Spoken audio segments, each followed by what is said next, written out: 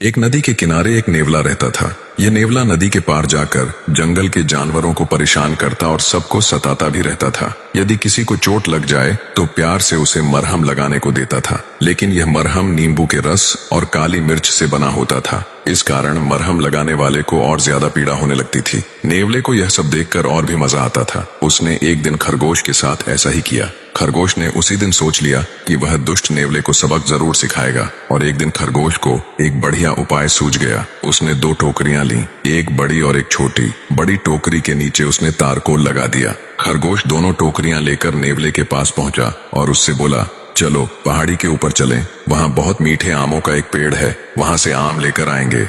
लालची नेवले ने तुरंत बड़ी वाली टोकरी उससे ले ली। खरगोश तो यही चाहता था। पहाड़ी के ऊपर जाकर दोनों ने आमों से टोकरियां भर लीं। बड़ी वाली टोकरी भारी हो गई। नेवले ने भारी होने के कारण टोकरी नीचे रख दी। टोकरी के नीचे तारकोल लगा हुआ था, इसलिए टोकरी जमीन से चिपक गई। आमों से भरी टोकरी को नेवला छोड़ना नहीं चाहता था, इसलिए उसने पूरा जोर लगाकर टोकरी उठाई। इससे उसके पंजे छिल गए। खरगोश ने उसने कहा, दोस्त, तुम्हें दर्द हो रहा होगा, ये लो दवा लगा लो। नेवले ने जब दवा लगाई तो दर्द से चिल्लाने लगा। असल में यह वही नींबू और काली मिर्च का मरहम था जो नेवला सबको दिया करता था। नेवला परेशान होकर नदी की ओर भागा। वह नदी पार करके जल्दी अपने घर पहुंचना चाहता था। नदी के किनारे पर दो नावें खड़ी हुई थीं। एक पुरानी थी और एक नई चमचमाती हुई। वह तुरंत नई नाव में बैठ गया। इस नाव में एक छेद था। नाव डूबने लगी। नेवला किसी तरह नदी पार करके दूसरे किनारे तक पहुंचा। उसके छिले हुए पंजों पर मिर्च का जो मरहम था, उसका दर्द अभी तक हो रहा था।